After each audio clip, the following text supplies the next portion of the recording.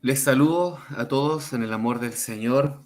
Agradezco también esta preciosa instancia que nos concede el Señor y también la invitación que nuestro hermano Álvaro me hizo a mí, y muy contento y además muy con mucho temblor y temor delante del Señor, por causa de que aún el que ministra no cumple todas las expectativas para el Señor respecto a lo que yo digo, porque siempre la palabra supera al predicador. Así que espero en la gracia también eh, poder ministrar con la sabiduría del Señor y con la unción de su Espíritu.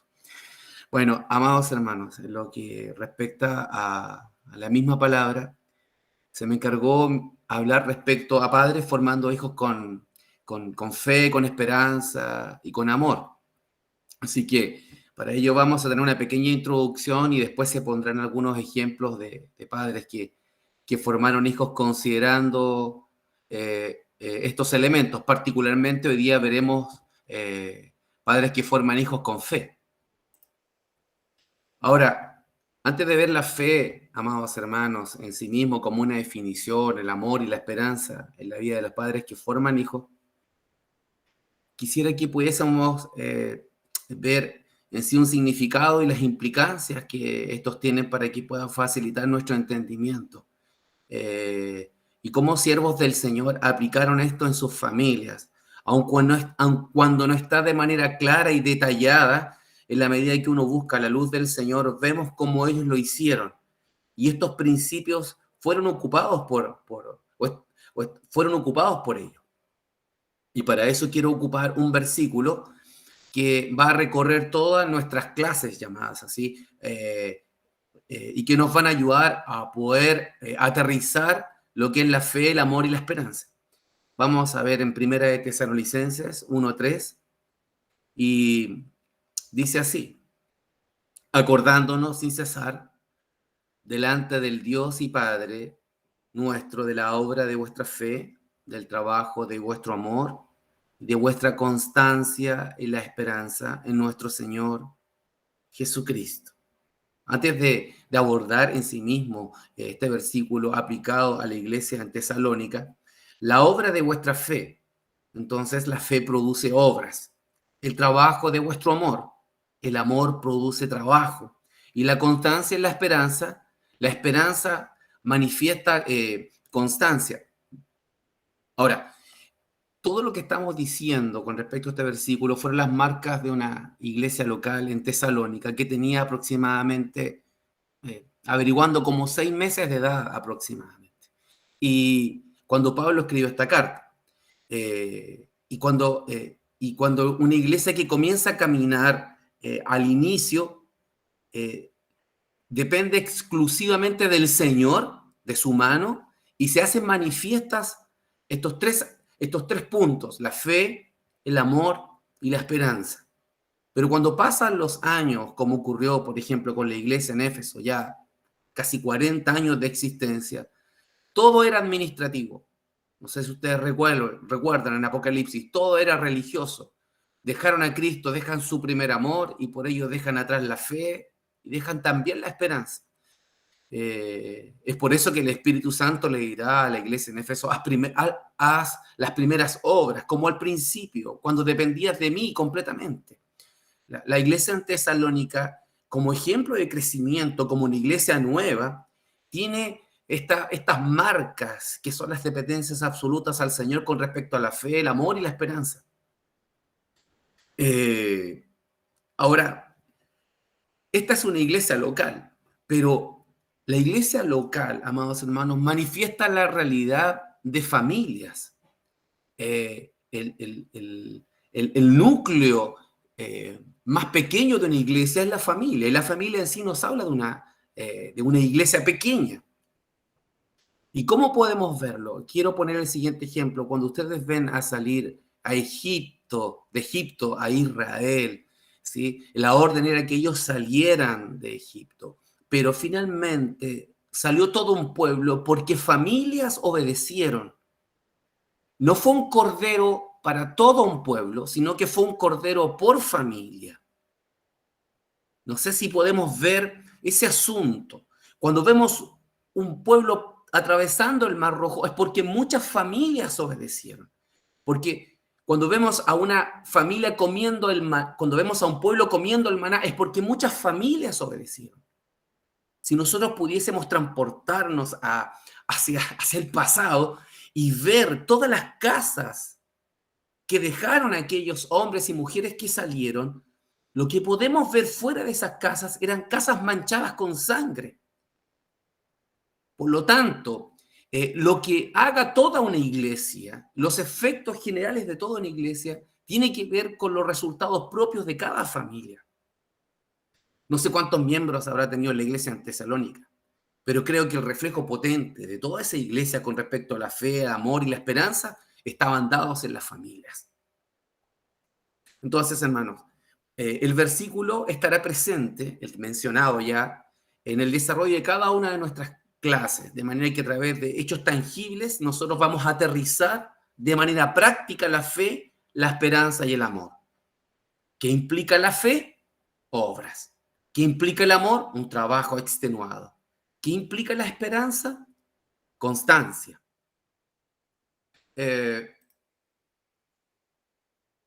Con respecto a la definición, hermanos, vamos ahora a entrar de lleno con respecto a la fe. De repente es tan difícil explicar la fe. Podemos decir fe es creer. Cuando vamos a la definición que aparece en el libro de Hebreos capítulo 11, versículo 1, vemos la definición es pues la fe, la certeza de lo que se espera y la convicción de lo que no se ve. Aquella certeza nos habla de la sustancia de lo que se espera y la convicción es la prueba de lo que no se ve. Hay un hermano, un comentarista y un hermano llamado De Guzzi que dice lo siguiente: si usted tiene la sustancia ante usted, si usted puede verla, ¿de qué sirve la fe? Dice. La fe sirve para aquello que no podemos ver ni tocar.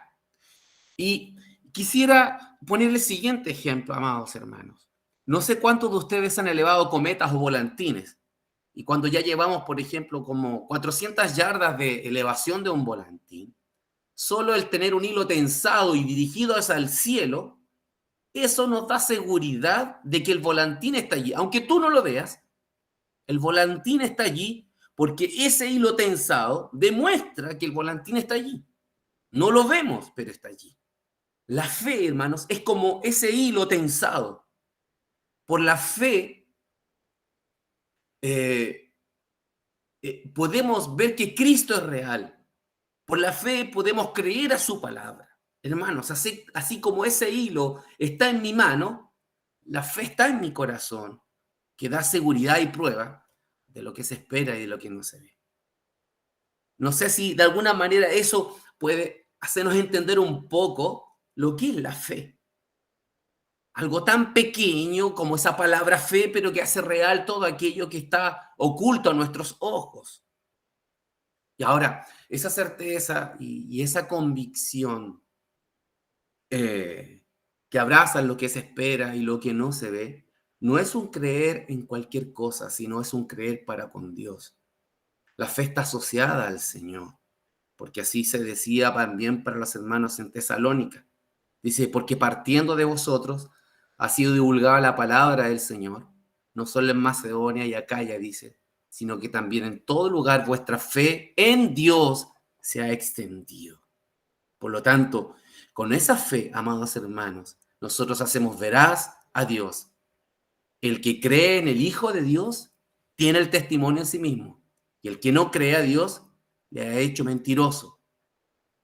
La fe agrada al Señor, pero sin fe, recuerdan, es imposible agradar a Dios, porque es necesario que el que se acerca a Dios crea que le hay y que es galardonador de los que le buscan. Con respecto a algunas implicancias de la fe, hermanos, es por la fe que nosotros ejercitamos nuestros sentidos espirituales. Nosotros miramos al Señor por la fe, puestos los ojos en Jesús. Nosotros oímos al Señor. Si oyeres hoy su voz, no endurezcáis vuestro corazón. ¿sí? Por la fe nosotros ejercitamos nuestros sentidos espirituales. Así como nuestros sentidos físicos nos hacen percibir todo lo externo, por la fe ejercitamos nuestros sentidos espirituales para percibir aquello que no vemos. Ahora, este es el punto central, amados hermanos. La fe tiene obras. La fe se demuestra por medio de las obras. Es por ello que la fe tiene como resultado obras. Es por eso que quise tomar este versículo de Primera de Tesalonicenses 1:3. Dice, la obra de vuestra fe. Por lo tanto, la fe es como la fuerza de nuestra obra. Por lo tanto, si no hay obras, la fe estaría muerta, según Santiago. Así también la fe, si no tiene obras, está muerta en sí mismo. La palabra obras que aparece allí en Tesalonicenses, la palabra es ergón, que está asociada a un trabajo, a un hecho, a un resultado de algo, en este caso, la fe. Por ejemplo, un pintor que presenta su obra. Él trabajó pintando un lienzo con elementos de su arte y oficio, y cuando termina dice que ha terminado su obra. Amados hermanos, nosotros fuimos salvos por la fe, ¿cierto? No fuimos salvos por obras, pero sí fuimos salvos para buenas obras. Miren, cuando nosotros leemos en Efesios 2, versículo 8 al 10, cuando decimos que por gracia sois salvos por medio de la fe, y esto no de vosotros, pues es don de Dios, no por obras, esa palabra allí es ergón, para que nadie se gloríe. Pero dice, porque somos hechura suya, somos un poema que manifiesta que fuimos creados en Cristo Jesús para buenas obras. Es decir, fuimos salvos por fe, pero para buenas obras. La fe produce obras. Nuestra fe, hermanos, será, la fe siempre va a coronar nuestras, ¿cómo poder decirlo? Perdón, las obras, sí, coronan nuestra fe. La fe que se nos ha sido dada. La fe será perfeccionada, será tratada, así como el oro es probado en el fuego, como dice Pedro, para que sea estallada en alabanza. Nuestra fe también será perfeccionada, será purificada por medio de aquel que es el autor y perfeccionador de la fe. Y por otro lado, amados hermanos, todos los hombres que nosotros vemos en la galería de Hebreos capítulo 11 cumplen las características ya mencionadas. Sus hechos manifiestan la calidad de su fe. Miren, por la fe Abel ofreció. Por la fe Noé preparó un arca. Por la fe Abraham obedeció.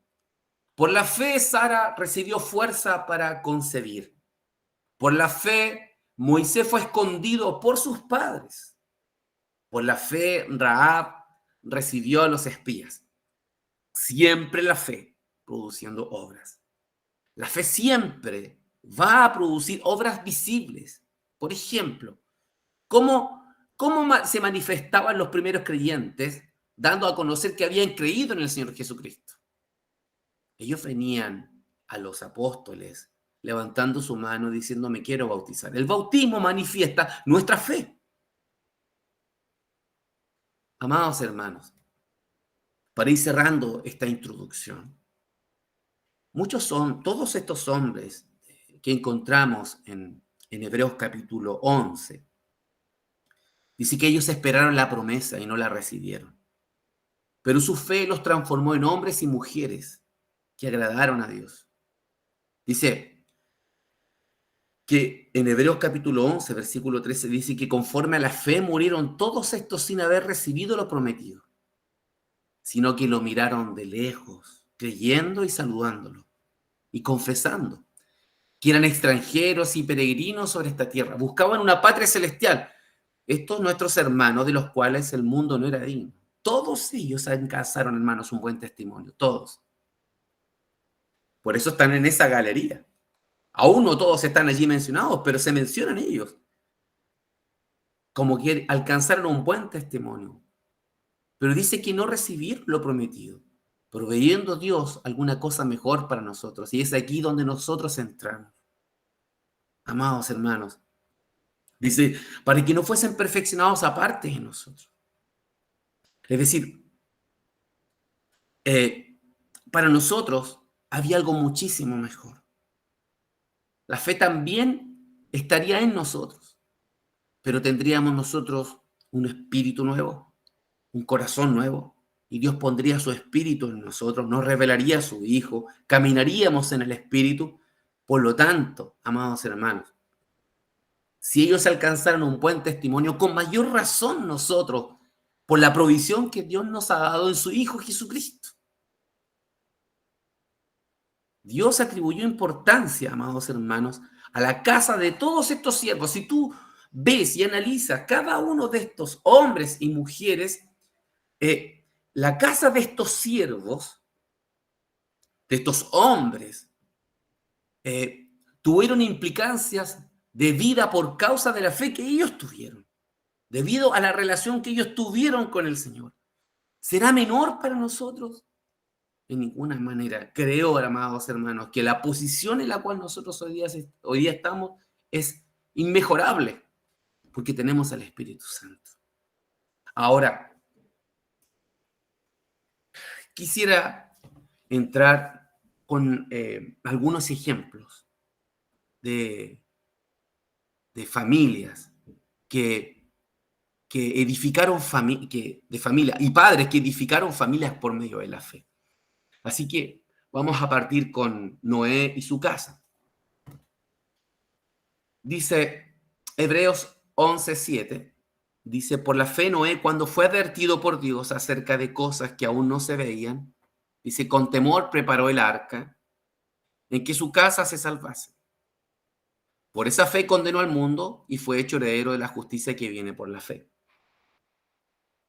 Génesis 7:1, dijo luego Jehová a Noé, entra tú y toda tu casa en el arca, porque a ti he visto justo delante de mí en esta generación. Aparte de eso, quiero leer Génesis 6:9, que es del versículo el cual me quiero tomar para comenzar a ver esta familia. Dice que Noé era un varón justo, perfecto en sus generaciones. Con Dios caminó Noé.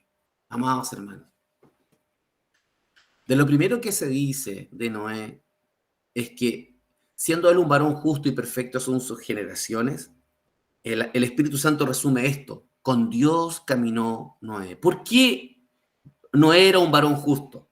¿Por qué él era perfecto en sus generaciones? Porque él caminó con Dios. Porque él decidió caminar con Dios. Igual que su bisabuelo Enoc. Y en esa relación que Noé tuvo para con el Señor, Dios le abrió su corazón. Entonces construye un arca. Y Noé obedeció al Señor en todo cuanto él le mandó. Y es así como el Señor comunicó la bendición de la salvación. Y asocia a su siervo con toda su casa por causa de su comunión que tenía con él. Le dijo Noé, entra tú y toda tu casa en el arca. Eso es maravilloso. Porque no es que la fe de Noé fue heredable, pero Noé estaba unido al Señor por la fe. Y, y eso manifiesta que estaba caminando con Dios y eso le abrió un camino para que su familia fuese salva. Aquella arca era una figura de Cristo.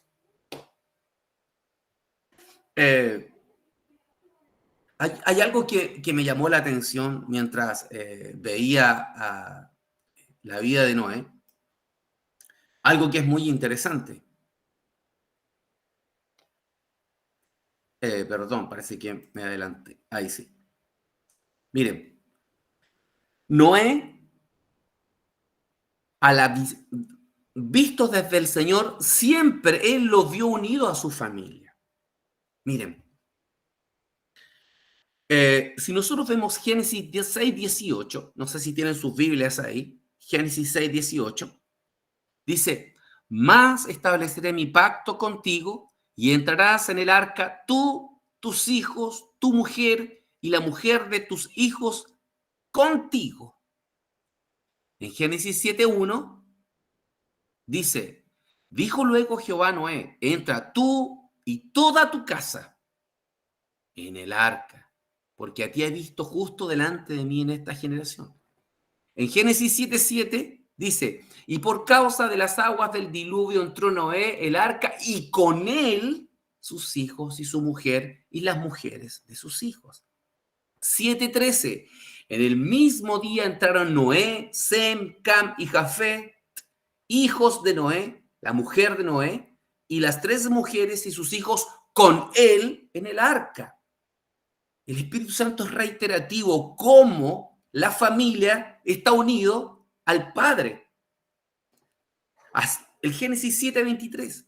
Así fue destruido todo ser que vivía sobre la faz de la tierra, desde el hombre hasta la bestia, los reptiles y las aves del cielo, y fueron raídos de la tierra y quedó solamente Noé y los que con él estaban en el arca. Génesis 8:16.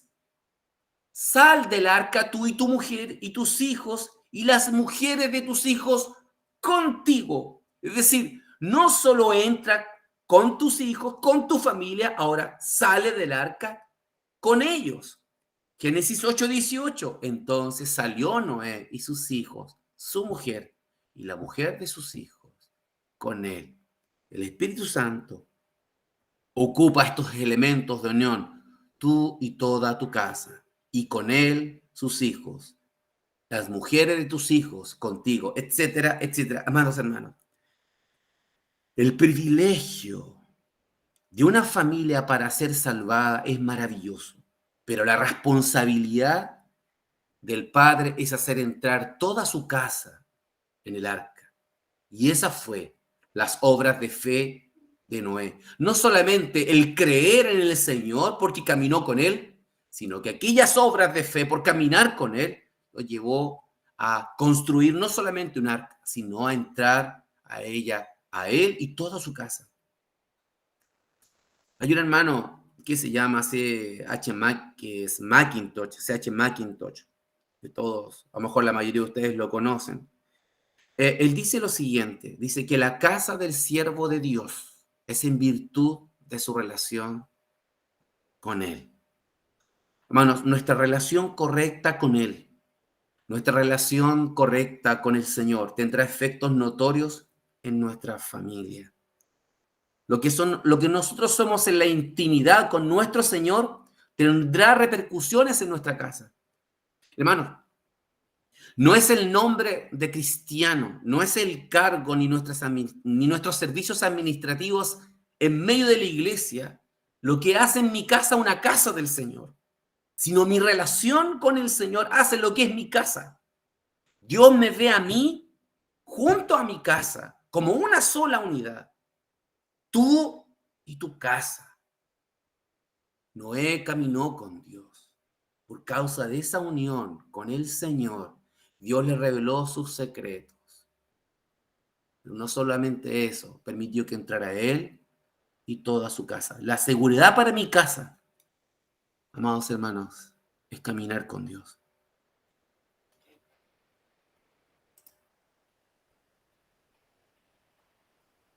Abraham y su casa. Génesis 18:17. Jehová dijo, ¿encubriré yo a Abraham lo que voy a hacer? El 19 dice, porque yo sé que mandará a sus hijos y a su casa después de sí, que guarden el camino del Señor, de Jehová, haciendo justicia y juicio para que haga venir Jehová sobre Abraham lo que ha hablado acerca de él.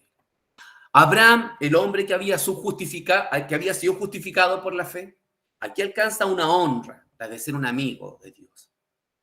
¿Sí? Santiago dirá, y se cumplió la escritura que dice, Abraham creyó a Dios y le fue contado por justicia y fue llamado amigo de Dios. Ahora Dios le visita, viene a su tienda, come con él, come Abraham con 3 varones de Dios y le da la noticia de la promesa del nacimiento de Isaac. Pero no solo eso.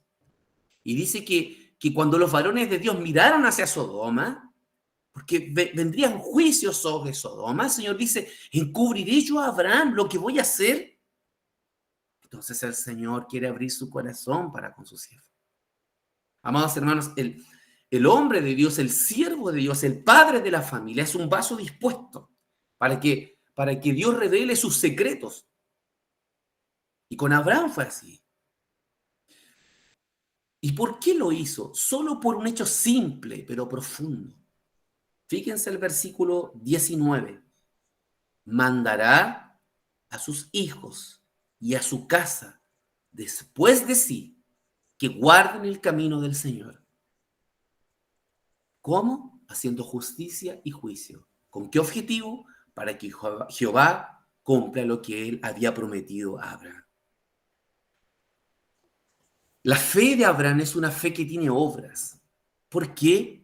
Porque no solamente creyó que le daría un hijo, sino también mandaría a sus hijos que guardaran el camino del Señor. ¿Con qué objetivo? Con el propósito de que Abraham, con el propósito que Dios, perdón, cumpliera su propósito para con él.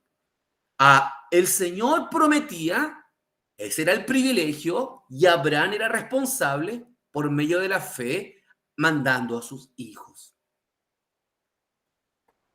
Ese es el privilegio de la salvación y la responsabilidad de la salvación. Amados hermanos, hay una pregunta que podríamos hacernos todos. ¿Cuánto con Dios para mi casa? Y creo que esa es una respuesta que todos podríamos decir sí. La otra pregunta es, ¿gobierno mi casa para el Señor? ¿Cuánta bendición del Señor está retenida, amados hermanos, por causa de nuestra responsabilidad? ¿Cómo nosotros podemos conocer la voluntad de Dios y sus caminos si no hemos sido fieles en mandar a nuestros hijos con respecto a los caminos del Señor? ¿Qué estamos haciendo para ministrar el corazón de nuestros hijos? Amados hermanos, nuestros hijos son como verdaderos polluelos que no saben comer la comida. Y nosotros somos como aquellos padres que deben entregar la comida en su boca, como lo hace el pájaro en el pico de aquel polluelo. Amados hermanos, si nosotros no somos, disculpando en la sinceridad, si nosotros no somos aquellos que guardan la palabra con honestidad en nuestras casas, después de que se ministra, ¿cómo le podremos exigir a nuestros hijos que ellos guarden la palabra? Lo que llama la atención es que Abraham mandaría, y no es un mandar como una orden, una autoridad, sino que es el mandar por medio de la palabra. Son las instrucciones del Señor, para mantenerse en el camino del Señor, para que hagan lo bueno y lo correcto delante del Señor. Amados hermanos, si hay esa disposición en nuestro corazón, después de los privilegios que hemos recibido del Señor, asumir nuestra responsabilidad para con nuestros hijos, Dios abrirá su corazón, sus propósitos y su voluntad para los padres y para las madres. Muchas veces hay silencios del cielo para nuestras familias por causa de nuestra irresponsabilidad, de lo cual yo también me involucro con todos ustedes. No estoy hablando como un juez, pero amados hermanos, si nosotros hemos recibido el privilegio de la salvación del Señor, hemos recibido el privilegio de tener su palabra, tenemos la responsabilidad de nosotros demandar sobre nuestros hijos. Y creo en mi corazón que si nosotros hacemos esto, amados hermanos, Dios confiará su corazón para con nosotros y para con nuestra familia.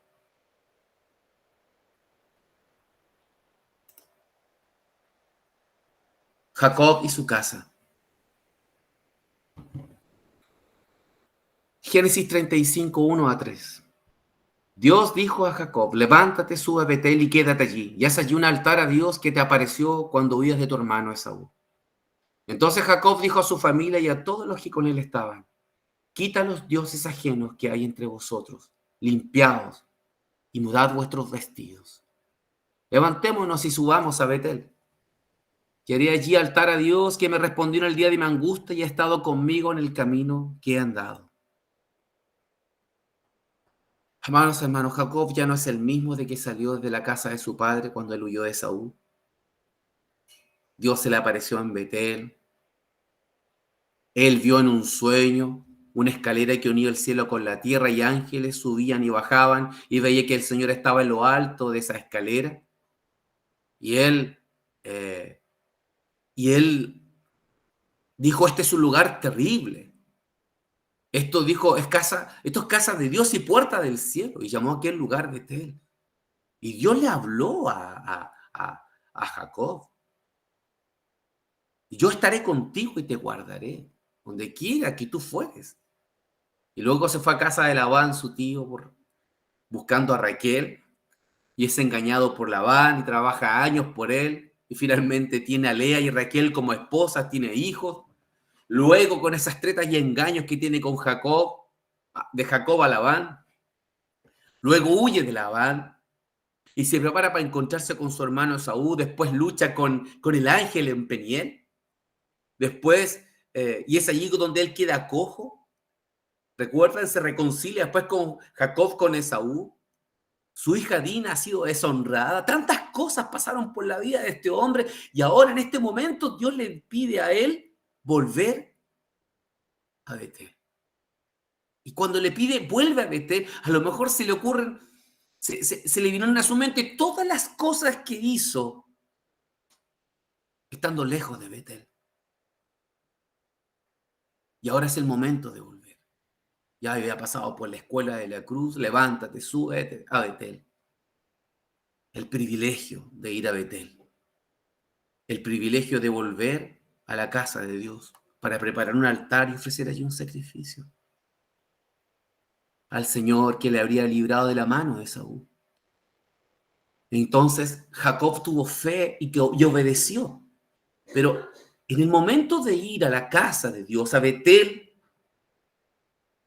ocurrió algo maravilloso. Le pide esto a la familia. Quiten los dioses ajenos que hay entre vosotros y limpiaos y mudad vuestros vestidos. Bueno, luego nos levantamos y subimos a Betel, pero primero esto, parafraseando. Amados hermanos, en los versículos anteriores, Jacob estaba en Siquem y Jacob lo llamó Dios, el Dios de Israel. En esos versículos el foco estaba dado en un hombre individual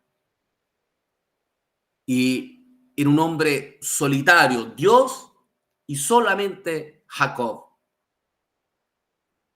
Mas ahora él iba a la casa de Dios. Y él se dispone para ir a la casa. Jacob tiene ojos ungidos. No era cualquier lugar donde él se levantaba. Iba a la casa de Dios. Lugar terrible. Puerta del cielo. Y la única manera, amados hermanos, de poder ver el pecado que había en la familia era yendo a la casa de Dios. Amados hermanos, cuando nuestras familias viven de manera solitaria, cuando nuestras familias vivan de manera individual, como cuando decimos, disculpe, pero hermano, soy yo solo y el Señor.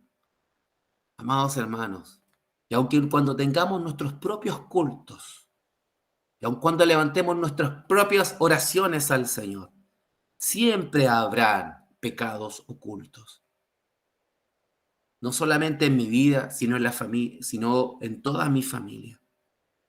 Pero cuando nos disponemos a caminar en comunión, cuando nos disponemos a caminar en la casa del Señor, cuando nos disponemos a caminar sujetos los unos a los otros, porque es la casa del Señor, puerta del cielo, amados hermanos, la disposición del Padre, no solamente limpiar su corazón, sino limpiar el corazón de toda la familia. Jacob tiene ojos ungidos para ver a Betel, la casa de Dios. Y no se levanta con la familia y va, sino la primera actitud es quiten todos los dioses, límpiense y cámbiense las vestiduras. El privilegio de ver y estar en la casa de Dios por la fe nos lleva a la responsabilidad de tener familias limpias, casas limpias. No solo nosotros debemos procurar estar limpios, sino toda nuestra casa. Amados hermanos, ¿qué acciones hacemos para ello? ¿Qué trabajo hacemos con nuestros hijos para limpiar su corazón? Escuchaba a un hermano cercano a ustedes. Nuestros hijos se contaminan semanalmente por muchas semillas que el mundo pone en su corazón. ¿De qué manera nosotros limpiamos sus corazones? ¿Cómo les enseñamos a confesar pecados? Amados hermanos, pregunto a todos cuantos estamos aquí, ¿hace cuánto tiempo que tú no le pides perdón a tus hijos? Ellos aprenderán a pedir perdón en la medida que nosotros pidamos perdón. Y si alguien pudiese decir es que yo no he cometido algo contra él, eso sería una mentira. Nosotros hemos errado con ellos. Y ellos tienen que ver que los padres piden perdón para que ellos aprendan a pedir perdón y sus corazones sean limpiados. Sí, la responsabilidad está en nosotros. Hemos llorado con ellos por causa de sus pecados. ¿Qué oraciones constantes estamos haciendo por causa de sus corazones? Amados, la revelación del cuerpo de Cristo no es información. La revelación del cuerpo de Cristo nos llevará a limpiar nuestras casas.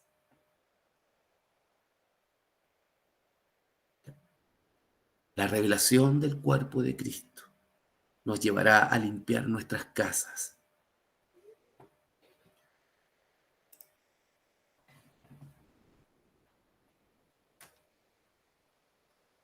Moisés y la casa de Israel. Éxodo 10, del 8 al 9. Moisés y Aarón volvieron a ser llamados ante Faraón, el cual les dijo: andad y servid a Jehová vuestro Dios. ¿Quiénes son los que han de ir? Y Moisés respondió: hemos de ir con nuestros niños y con nuestros viejos, con nuestros hijos, con nuestras hijas, con nuestras ovejas, con nuestras vacas hemos de ir, porque es nuestra fiesta solemne para el Señor. La tarea del siervo era manifestar el corazón de Dios a Faraón. Deja ir a mi hijo primogénito para que me sirva. Israel, mi hijo primogénito. Moisés creyó esa palabra del Señor, obedeció al privilegio de servir y colaborar en la libertad de todo un pueblo. Pero la responsabilidad de ese privilegio involucraba servir al Señor lejos de Egipto, con los bienes de la familia y con los niños. Bueno, apliquemos eso a nuestras propias vidas. Nosotros no deberíamos tener para nuestros hijos ningún otro principio, ninguna otra perspectiva que la que yo tengo para mí. Si yo he deseado servir al Señor y ser un siervo de Él, que le pertenezco a Él completamente, que soy suyo por la sangre bendita de Cristo, y que no puedo servir sino unido con Cristo, bueno, si eso lo deseo para mí, también lo deseo para mis hijos. Si yo deseo agradar el corazón de Dios, eso también lo deseo para mis hijos. Si yo deseo servir fuera y alejado del mundo, es lo mismo que yo deseo para mis hijos. Josué, Caleb y la casa de Israel. Me queda poco tiempo para los primeros 45 minutos. Números 14, 30 al 31. Vosotros, a la verdad, no entraréis en la tierra, por la cual alcé mi mano y juré que os haría habitar en ella, exceptuando Caleb, hijo de Jefone, y a Josué, hijo de Nun. Pero vuestros niños, de los cuales dijisteis que serían por presa, yo los introduciré y conocerán la tierra que vosotros menospreciasteis. Amados hermanos, quisiera hacer más resumido esto. Ustedes saben que Israel llegó a las puertas de Canaán a través de 12 espías. Y de los 12, 10 dieron noticias negativas y solo 2 dieron noticias positivas. Josué y Caleb. Y ante eso, el corazón se debilitó de todo un pueblo por causa de las mentiras que se levantaron. Y la incredulidad se levantó en el corazón de todo un pueblo, hasta el punto que pusieron en duda la voz del Señor. Claro, dijeron que la tierra era buena, pero no conocían el corazón del Señor. Oh, dijeron ellos, Josué y Caleb, si el Señor se agradare de nosotros, aún rasgaron sus vestiduras. Y ustedes saben lo que ocurrió. Dios castigó a Israel. Y toda aquella generación quedaría tendida en el desierto. Todos esos padres quedarían tendidos en el desierto. Pero todos los hijos menores de 20 años, ellos entrarían en la tierra de Canaán junto con Josué y Caleb. ¿Por qué hablo de Josué y Caleb y la casa de Israel? Porque, amados hermanos, muchos padres, por causa de su incredulidad y por causa de su debilidad, por causa de no haber hecho veraz al Señor, han abandonado a sus hijos y pasan los años y sus padres no cambian. Josué y Caleb tenían todas las insignias para poder entrar y no entraron. ¿Y qué hizo el Señor? El Señor ocupó a Josué y Caleb para hacer entrar a los hijos de sus hermanos.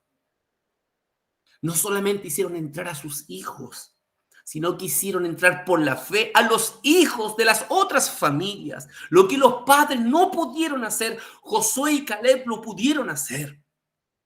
¿No es eso maravilloso, amados hermanos?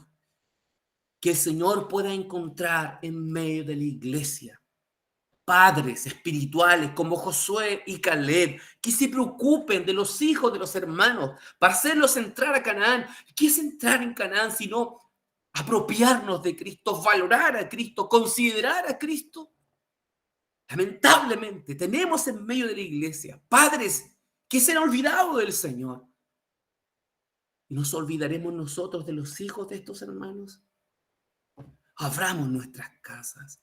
Recibamos a estos niños, recibamos a estos jóvenes, ministrémosles la palabra, seamos como Josué y Caleb. Posiblemente tú tengas todas las insignias para poder calificar como un siervo del Señor, pero no es para ti, porque la vida de Cristo no es el servicio para mi familia, la vida de Cristo es servir a otros, es vivir para otros. Josué es una figura de Cristo y Josué vivió para otros e hizo entrar a todo un pueblo. Y ese pueblo fueron todos esos niños y esos jóvenes menores de 20 años, 40 años, siendo preparados por José y en colaboración con Caleb. Josué y su casa. Josué 24:15. Y si mal os parece servir a Jehová, escogeos hoy a quién sirváis. Si a los dioses a quienes sirvieron vuestros padres cuando estuvieron al otro lado del río, o a los dioses de los amorreos en cuya tierra habitáis, pero yo y mi casa serviremos a Jehová. Josué tuvo el privilegio de ser un colaborador del Señor y por la fe introdujo a todo un pueblo a la tierra que Dios les había prometido. Josué invitó a todo un pueblo. Al cerrar el capítulo de la vida de Josué, ya entrando en la tierra de Canaán, invita a todo Israel a servir al Señor, que renuncien a los dioses ajenos y se inclinen con su corazón al Señor. Escogeos hoy a quien sirváis, pero yo y mi casa serviremos al Señor. Yo creo en mi corazón que Josué nunca se desconectó de su casa. Él era el siervo del Señor, como dice Josué, hijo de un siervo de Jehová, pero estaba unido a su casa. La grandeza de ese líder, podemos llamar así, es que nunca apartó el corazón de su casa. Fue responsable por la fe de todo un pueblo, pero por esa fe también fue responsable por su casa, por sus hijos, por su familia. Creo que Josué fue consecuente.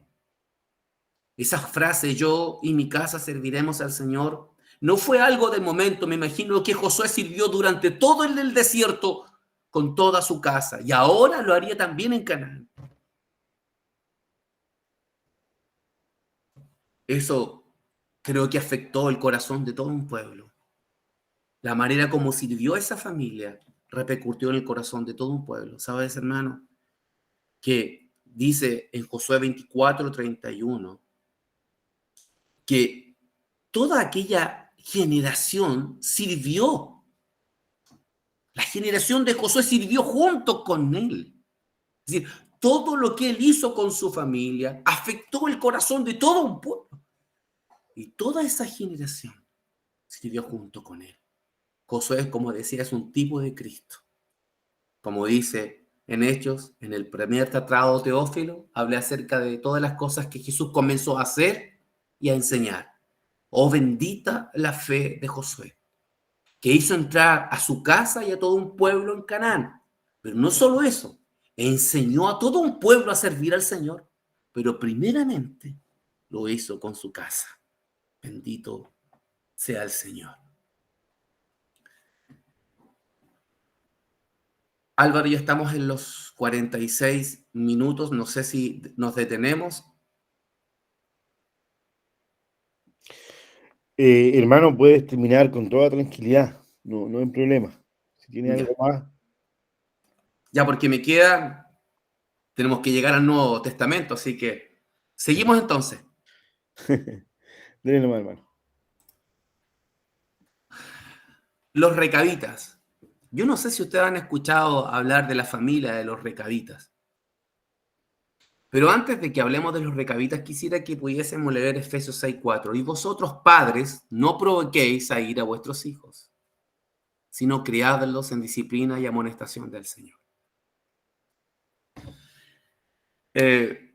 Cuando la Escritura dice que nosotros tenemos que criar a nuestros hijos en disciplina y amonestación del Señor, no exasperándolos, no provocándolos a ira, sino que tenemos que poner atención en esas cosas porque nosotros por naturalidad, naturalmente nosotros somos padres amorosos y tiernos con nuestros hijos, ¿sí?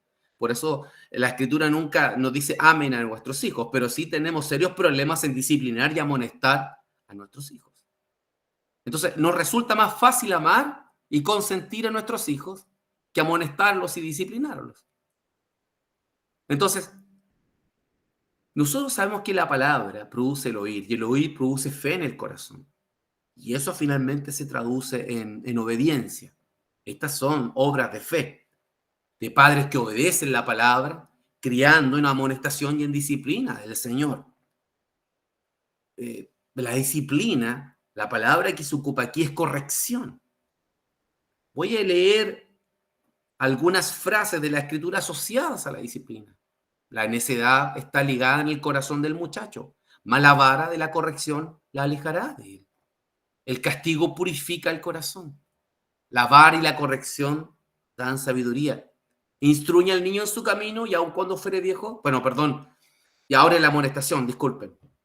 Y en la amonestación nos habla de instrucción. Y ahí aparece, instruye al niño en su camino y cuando aún fuere viejo no se apartará de él. Amados hermanos, la palabra disciplina y la palabra amonestación van de la mano en el corazón del Padre y equilibradamente con el amor que nosotros sentimos a ellos. Ahora vamos a, lo, a, a los recabitas. Amados hermanos, en Jeremías capítulo 35 aparece la historia, perdón, aparece la historia de los recabitas. Estos eran descendientes de un hombre que se llamaba Recab. Y Dios les dijo un día a Jeremías, anda, reúne a los recabitas en el templo y dales a beber vino. Y eso podemos, puede ser una cosa aparentemente inocua, ¿cierto?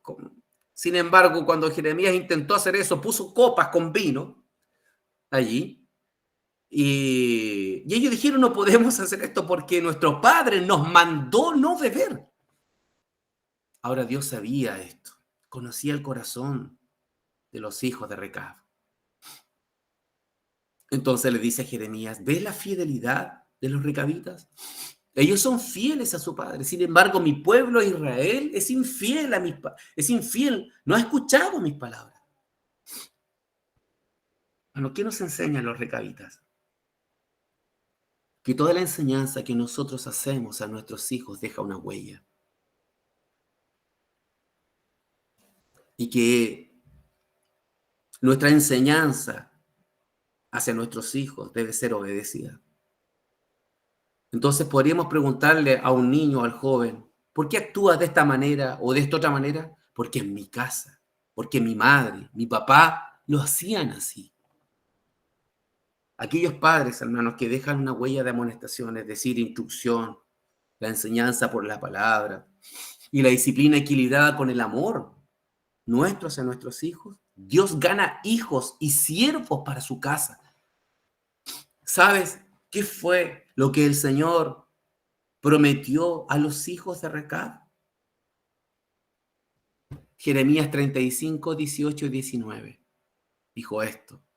Y dijo Jeremías a la familia de los recabitas, así ha dicho Jehová de los ejércitos, Dios de Israel, por cuanto obedecisteis el mandamiento de Jonadab, vuestro padre, que era descendiente de Recab, y guardasteis todos sus mandamientos, e hicisteis conforme a todas las cosas que os mandó, por tanto, así ha dicho Jehová de los ejércitos, Dios de Israel, no faltará de Jonadab, hijo de Recab, un varón que esté en mi presencia todos los días.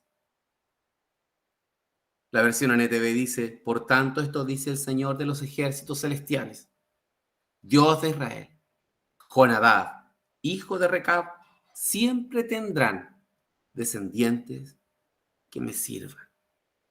Es decir, no faltará, siempre habrán siervos para el Señor, para que lo hagan en su presencia. Amados hermanos, que el Señor nos conceda gracia para que la disciplina y la amonestación del Señor estén en nuestro corazón para con nuestros hijos. Para nuestros hijos. Así como lo hicieron los recabitos. ¿Sabes? Los recabitas no, eran hombres desconocidos. Mas Dios los hace resaltar por causa de la obediencia de sus hijos a sus padres y por la forma como el padre mandó a sus hijos. Y Dios promete que no faltará de Jonadab, hijo de Recab, un varón que esté en mi presencia todos los días por causa de la obediencia de los hijos de Recab. Denme unos segundos, hermanos.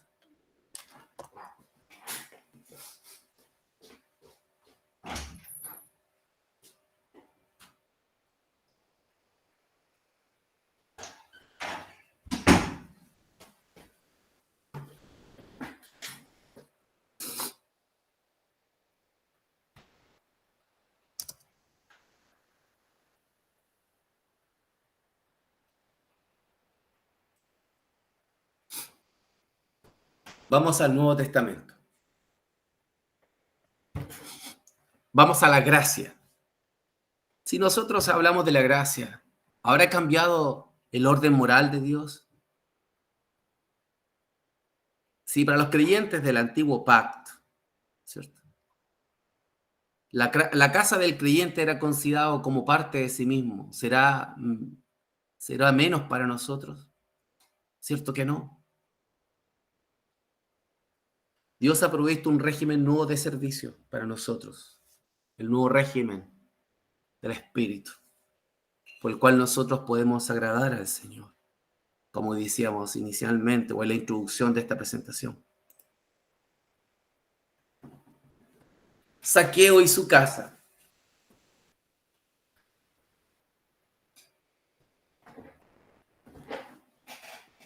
Lucas 19:9. Jesús les dijo, hoy ha venido la salvación a esta casa, por cuanto él también es hijo de Abraham.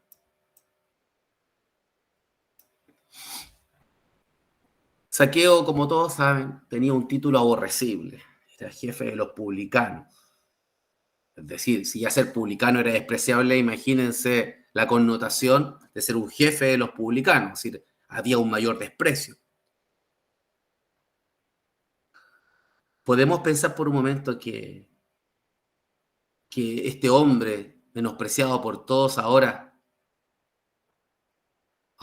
recibiría en su casa al Señor.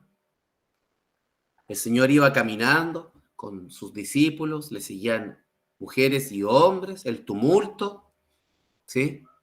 Y este hombre, que sabiendo en sí que no hacía lo correcto, él nunca pensaría que el Señor hablaría a su corazón. Aún en la curiosidad, él quería ver al Señor y se sube arriba de un árbol y el Señor lo ve. Y el Señor le dice que él tenía necesidad de posar en su casa. Entonces, dice que él le recibió gozoso en su casa. Y, y la presencia del Señor, me imagino, que trajo fe al corazón de Zaqueo, cuyas obras se manifestaron de manera inmediata, porque dice que Zaqueo, puesto en pie, dijo al Señor: he aquí, la mitad de mis bienes doy a los pobres, y sin algo he defraudado a alguno, se lo devuelvo cuadruplicado. Sí, esta declaración es más ni menos que el resultado de la fe. Y el Señor, cuando vio esto, porque más que ver la declaración, él vio el corazón de Zaqueo, él dijo: hoy ha venido la salvación a esta casa. Hoy ha venido la salvación a esta casa.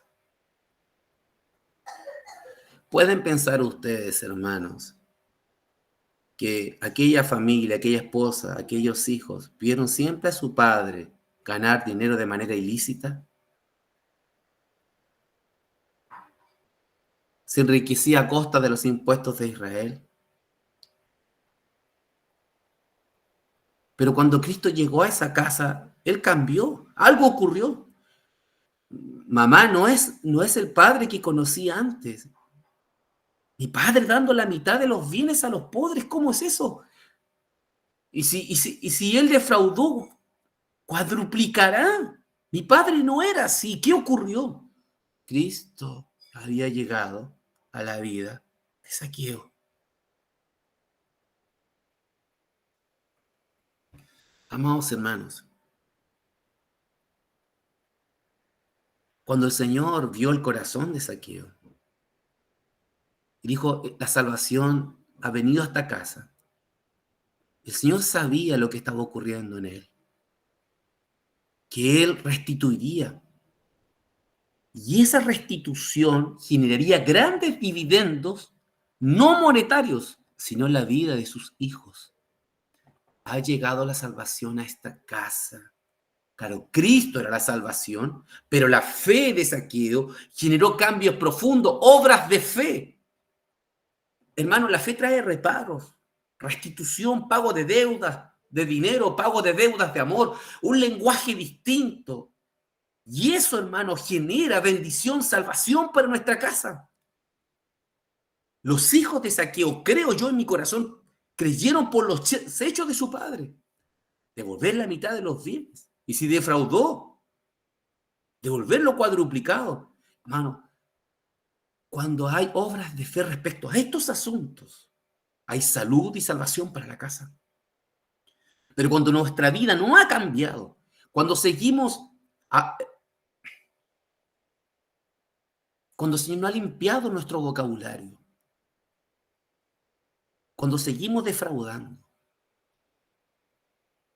todo eso es visto por nuestros hijos y genera contradicciones en sus corazones. Pero la fe trae reparos, trae cambios, trae resultados. Cristo vino a mi casa. Aleluya. Pero mi responsabilidad es restituir por la fe, es cambiar por la fe. Y esos cambios traen impactos profundos en la vida de mi familia. No es una fe religiosa, Es una fe real. Y esa fe real tiene un camino. Alcanza a la esposa y alcanza a los hijos. Amados hermanos, soy yo resultado, mi fe resultado de la vida de mi padre.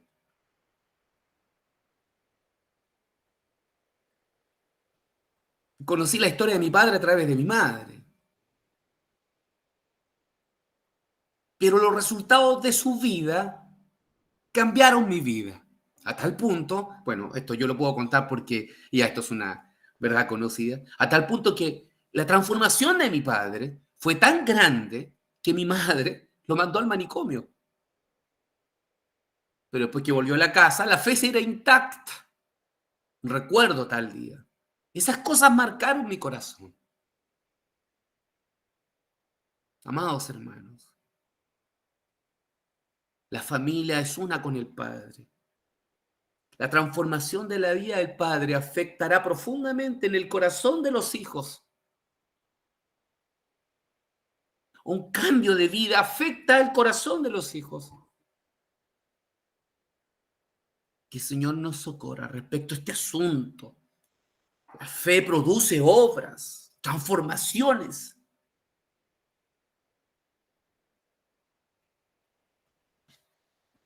La mujer sirofenicia y su casa. Aquí podemos ver que aquí ya no hay un padre, sino solamente una madre y una hija angustiada. La mujer sirofenicia y su casa. Dice que Mateo 15:28, que entonces respondió Jesús y dijo: oh mujer, grande es tu fe, hágase contigo como quieras, y su hijo fue sanada desde aquella hora. El Señor se trasladó a la región de Tiro y Sidón y dice que él entrando en una casa no quiso que nadie lo viera, pero no pudo esconderse. Hasta que llegó una mujer gentil, muy necesitada. Su hija estaba endemoniada y ella clamaba por misericordia.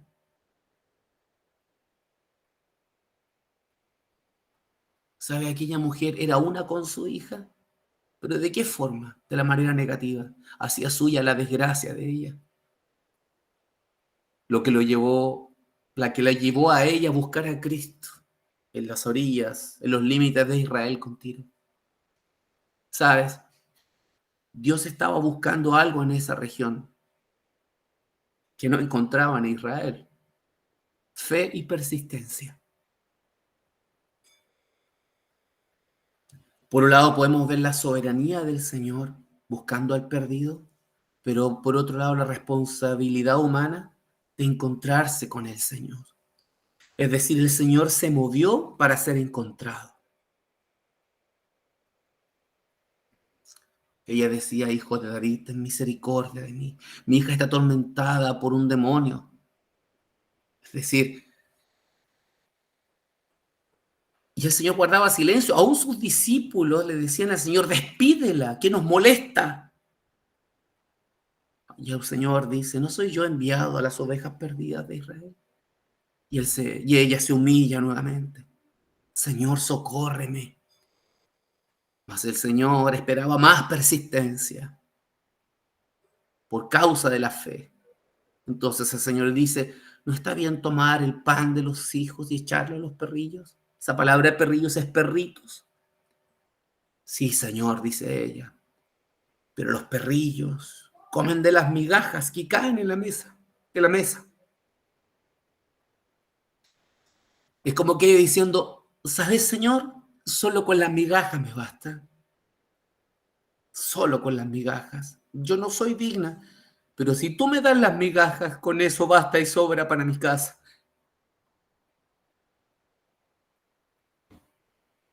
El Señor la honra. Grande es tu fe.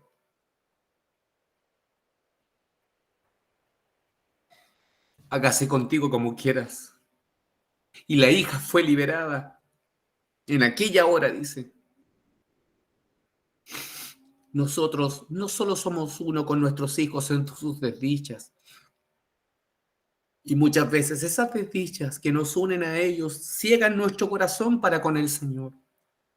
Nosotros somos uno con ellos para llevarlos en fe al Señor y con persistencia. Hermanos, el Señor ya nos encontró. Él salió de su trono y nos encontró. Él se movió primero. Ahora nosotros nos movemos para alentar nuestro corazón. Muchas veces venimos delante del Señor porque nuestros hijos, aun cuando no están endemoniados, están presos por cualquier otra cosa, aprisionados por cualquier otra cosa. Pero Dios busca fe y persistencia. ¿Sabes, hermano? Aún podríamos pedirle las migajas, pero ya somos sus hijos y nos podemos sentar a la mesa y comer con Él. ¿Cuál es tu necesidad? ¿Cuál es nuestra necesidad? El hijo de esta mujer estaba presa por un demonio. ¿Qué tiene preso el corazón de nuestros hijos? Que el Señor nos lleve a orar y a clamar por ellos. Señor, sana a mis hijos, conquístalos para ti. Están esclavizados en el mundo. Quiero que sean tus siervos y tus siervas. No dejemos de insistir. Porque aquí hay un trono de gracia que ha sido abierto para todos nosotros. Para esta mujer, siendo gentil, se acercó desde la región de Tiro hacia el Señor, estando en Israel.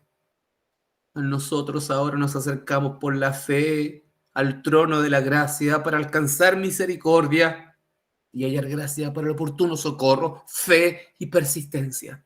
Y aun cuando Él guardara el silencio y no se escuchara ninguna respuesta, Él está allí esperando una y otra vez, clamar delante de Él por nuestros hijos, madres con sus hijas, que a lo mejor tienen padres que no son, esposos que no son creyentes, pero hay una mujer que fue atendida por el Señor. ¿Cuánto más hoy día por la gracia, por la fe, por el Espíritu?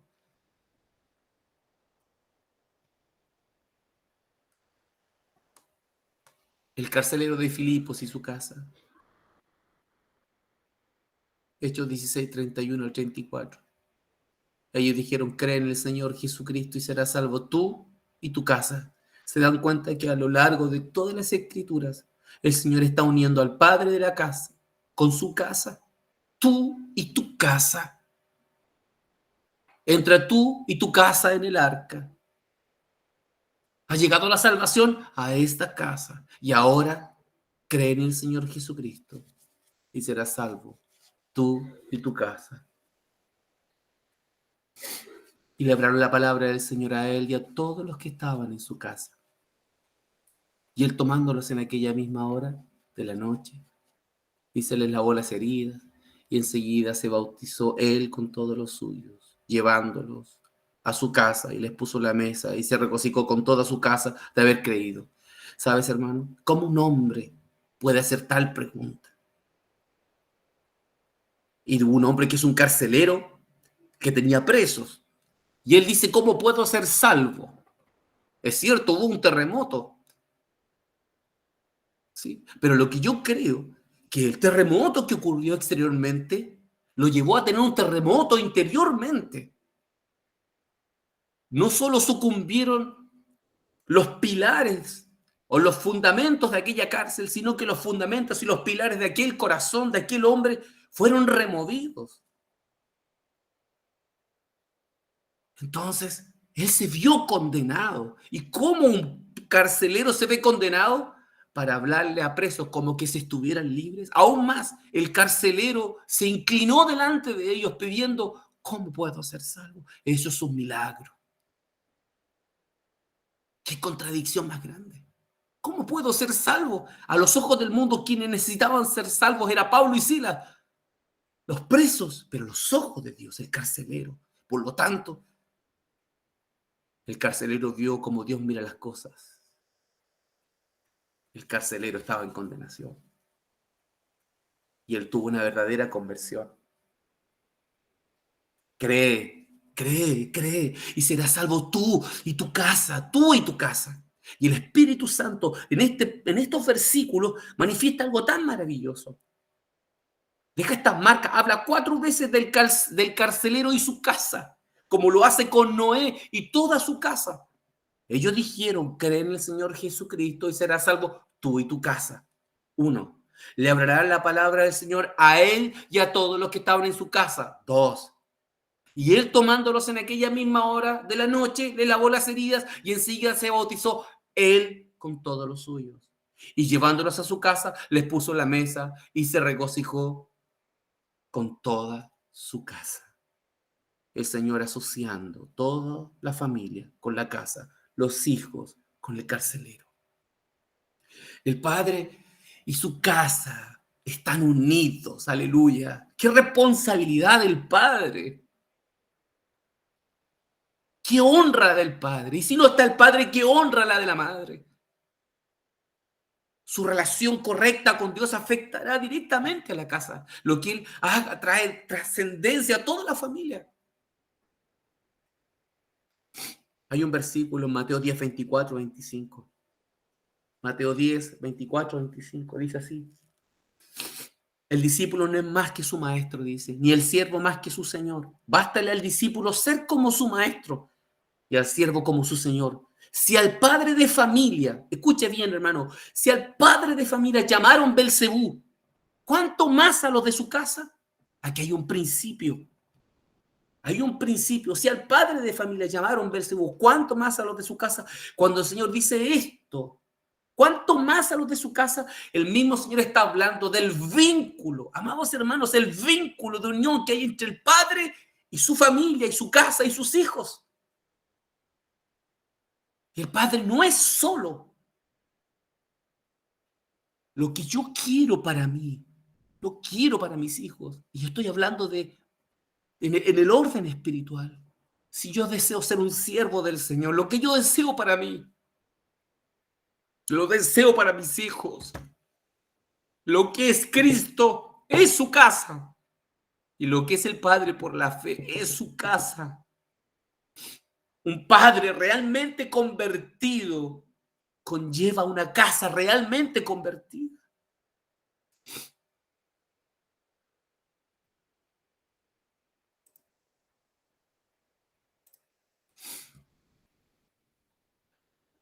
Loida, Eunice y Timoteo.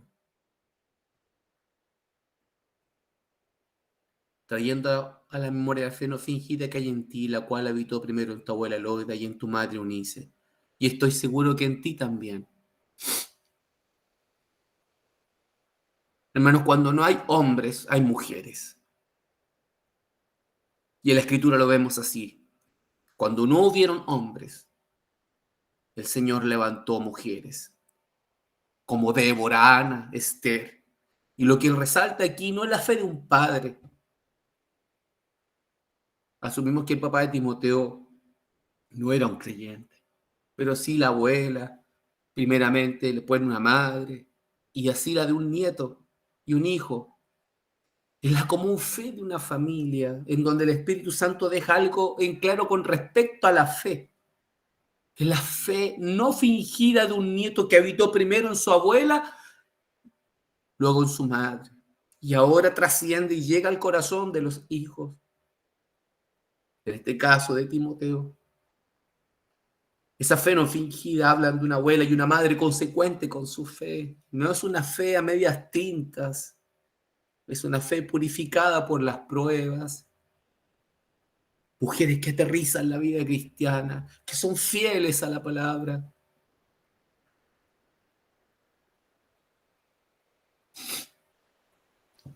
Esa fe hizo que toda esta familia no naufragara en la fe. Antes bien, sus convicciones con respecto a Cristo y su obra estuvieron presentes, santificaron al Señor. Eso es una fe no fingida. Esa fe impactó el corazón de Timoteo. Una fe que no fue prestada, fue una fe propia. ¿Cuántos hijos, hermanos, tienen fe prestadas? Y que cuando finalmente se van de la casa, se dan cuenta los padres que son fe prestadas. Si los hijos hoy están en nuestra casa, ellos debiesen ver en nosotros una fe no fingida. Esa fe no fingida, hermanos, cuando el Espíritu Santo la pone en la Escritura es porque sí va a generar grandes dividendos en la vida de nuestros hijos. Por eso dice la Escritura que los hermanos en Listra y en Iconio dieron buen testimonio. Y a causa de ese buen testimonio, por causa de esa fe no fingida, Pablo lo tomó y se lo llevó para servir con él.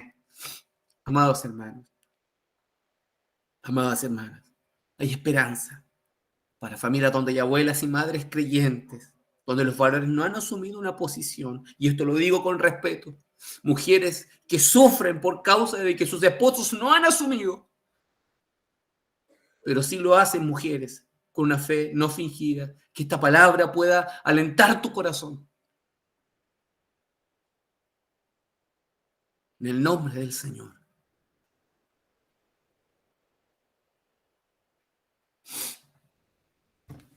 Y con esto, hermanos, quiero cerrar. Pablo y Timoteo. Posiblemente Pablo y Timoteo ocurre lo mismo que Josué y Caleb con los hijos de sus hermanos israelitas. Pablo y Timoteo no tenían una relación sanguínea. Pablo era un hombre soltero y Timoteo no tenía un padre creyente. Y fíjense cómo Pablo se relaciona con Timoteo. Qué preciosos estos detalles. Primera de Timoteo 1:2, a Timoteo, verdadero hijo en la fe. Gracia, misericordia y paz de Dios nuestro Padre y de Cristo Jesús nuestro Señor.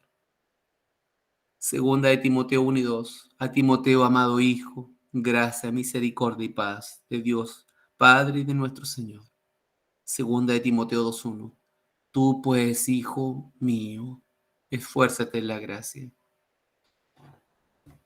En el artículo de Aguas Vivas, el hermano Marcelo Díaz dice lo siguiente. Dice que Pablo toma a Timoteo, voy a leer textual, comienza a traspasarle sus enseñanzas.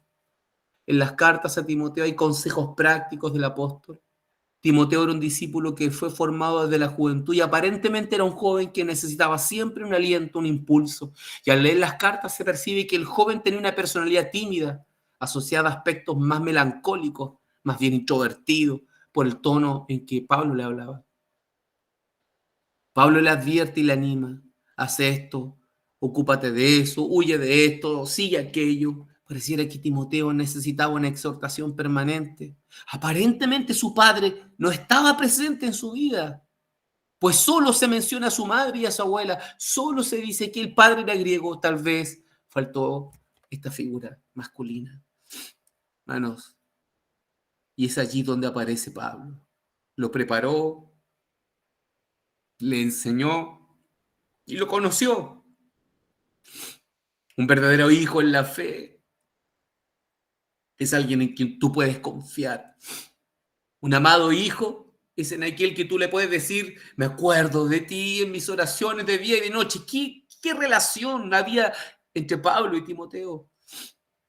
Y más adelante dice, en ese sentido de pertenencia, hijo mío, para darle instrucciones, esfuérzate en la gracia, sufre penalidades. Todo esto Pablo se lo decía por causa de esto, porque Pablo vino a ser su tutor, vino a ser su maestro. Con el tiempo trabajó en el corazón de este joven, no solo con predicaciones, sino con hechos. El resultado de la fe preparó el corazón de Timoteo para servir al Señor. Pablo fue su referente. En 2 de Timoteo 3:10-15 dice, pero tú has seguido mi doctrina, mi conducta, propósito, fe, longanimidad, amor, paciencia, persecuciones, padecimiento. Timoteo siguió los mismos pasos de Pablo porque vino a ser el padre que no tuvo. Bueno,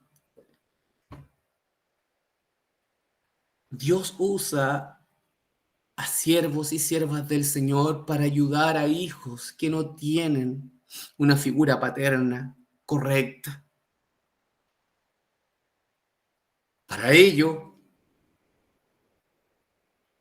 Quiero rogar al Señor que en las iglesias podamos formar hijos para el Señor, aunque no sean tus hijos sanguíneos, que puedas abrir las casas tuyas y podamos limpiarnos de la crítica para ellos y más bien atesorar, recibirles en las casas, darles una once, compartirles la palabra, cantar cánticos con ellos, que seamos ejemplo de ellos, aunque tú no seas un pastor, aunque no seas tú un diácono, tú eres un siervo del Señor.